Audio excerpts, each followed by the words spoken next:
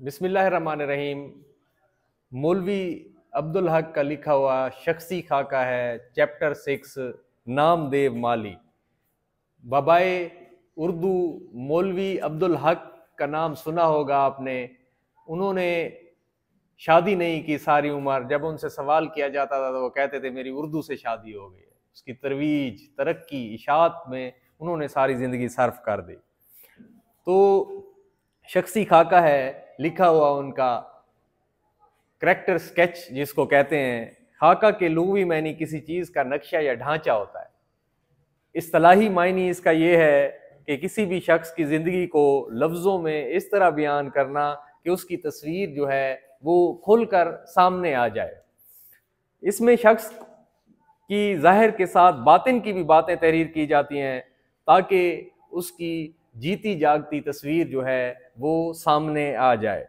तो इसमें हम थोड़े से अशार भी डिस्कस करेंगे, थोड़ा सा तशरीह के हवाले से अशार हो जाएंगे और मुख्तसर सा खुलासा हो जाएगा।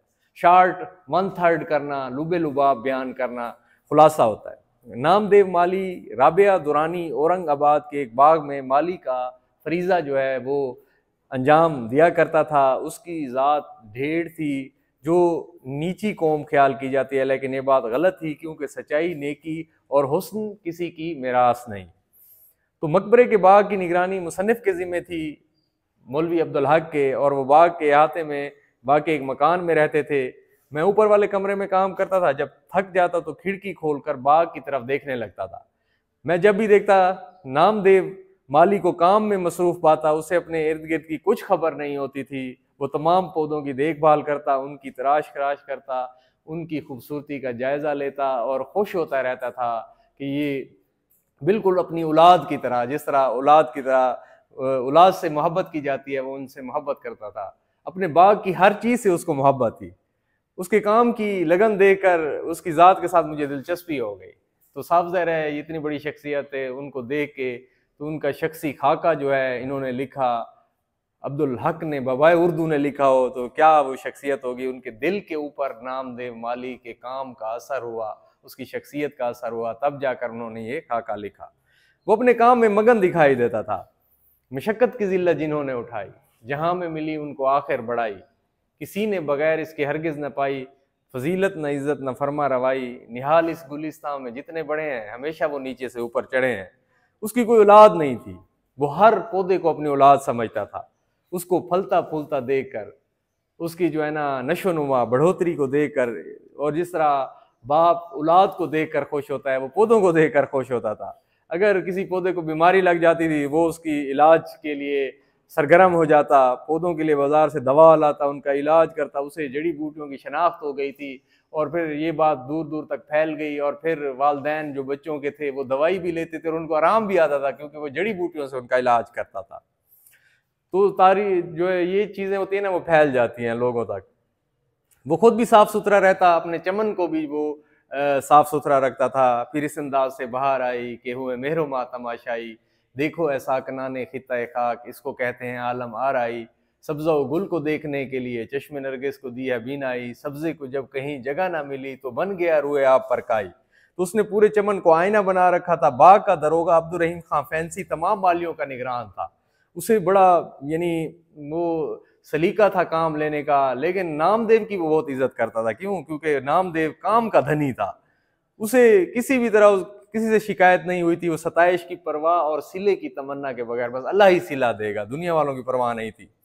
एक साल बहुत कम बारिश हुई, पौधे जो है वो सूखने लगे, मुरझाने लगे, लेकिन नामदेव का चमन जो था वो हरा भरा था। क्यों? क्योंकि वो जो है खुद मतलब कि वो बाल्टियां भर के लाता दूर दूर से और पौधों को सींचता था। मैंने उसकी मेहनत देकर उसे इनाम देना चाहा, लेकिन उसने ये कहकर इनकार कर दिया, भला कोई अपने बच्चों को पालने का मुआवजा लेता है? ठीक है, तो बशर को है लाजिम कि हिम्मत न हारे, जहाँ तक हो काम आप अपने संवारे, खुदा के सिवा छोड़ दे सब सहारे, कि हैं आर्जी जोर कमजोर सारे, उड़ते वक्त तुम दाएं बाएं न झांको, सदा अपनी गाड़ी को तुम आप हाँको। तो जब आला हजरत हजूर निज़ाम को औरंगाबाद की खुशगवार आबो हवा में बाग लगाने का ख्याल हुआ तो ये काम डॉक्टर सैयद सिराजुल हसन नाजिम तालीमात के ज़िम्मे लगाया गया। डॉक्टर साहब का ज़ौक़ बागबानी मशहूर था। वो नामदेव के बड़े कदरदान थे। उसे मकबरे से वो शाही बाग में ले आए वहाँ और भी 20 माली काम करते थे, वो मुख्तलिफ मुल्कों से बुलाए गए। डॉक्टर साहब की शदीद ख्वाहिश थी कि वह बाग को हकीकत में शाही बाग बनाए। यहाँ भी नामदेव माली का वही अंदाज, काम से सच्चा लगाव था, उसकी लगन थी, जीत थी, उसकी मोहब्बत थी। शाही बाग में उसी का काम काज महाकाज रहा।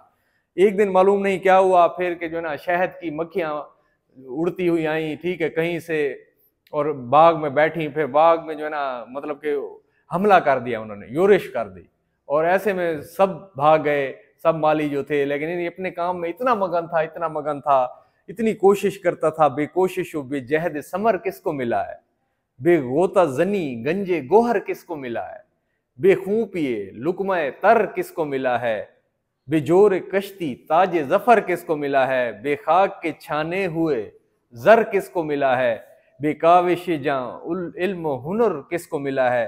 तो वो हाल उसका हुआ कि सब भाग गए, छुप खड़े हुए, लेकिन उसे पता ही नहीं चला कि मौत उसके सर के ऊपर खेल रही है। तो वो अपने काम में मगन मगन, इतना काटा उन्होंने, मधुमक्खी जिसको कहते हैं, शहद की मक्खियों ने इतना काटा, इतना काटा। वो सादा भोला भाला मुस्कुराता हुआ शख्स जो हर किसी से प्यार से मोहब्बत से मिलता था, अपने काम से इश्क करता था, कि इतना उसको वो, कि उसकी वजह से वफात हो गई, उसकी दुनिया से रुखसत हो गया। ठीक है, गर्मी हो, जाड़ा, धूप हो या साया, वो दिन रात बराबर काम करता था। वो सबको अच्छा समझता, सबसे प्यार करता था। उसे कभी ये एहसास नहीं हुआ कि वो कोई नेक काम कर रहा है। ठीक है, तो जब कभी मुझे नामदेव का ख्याल आता है तो मैं सोचता हूँ कि नेकी जो है क्या है, नेक आदमी क्या है। जिंदा वही रहेगा जो लोगों के दिलों में जिंदा रहेगा। बड़ा आदमी किसे कहते हैं? हर शख्स में कुदरत ने कोई ना कोई सलाहियत रखी है, टैलेंट रखा है। इस सलाहियत को दर्जे कमाल तक पहुंचाने में सारी नेकी और बड़ाई है। यही काम नामदेव माली ने किया था। उसके पास जो सलाहियत थी, उसने कमाल दर्जे तक पहुंचाने की कोशिश में अपनी जान की बाजी लगा दी और अपनी जिंदगी उन्होंने कुर्बान कर दी। तो ये आज हमारा सबक था। तो इंशाल्लाह अगले सबक के साथ हम हाजिर होंगे। तब तक के लिए इजाज़त, अल्लाह हाफ़िज़।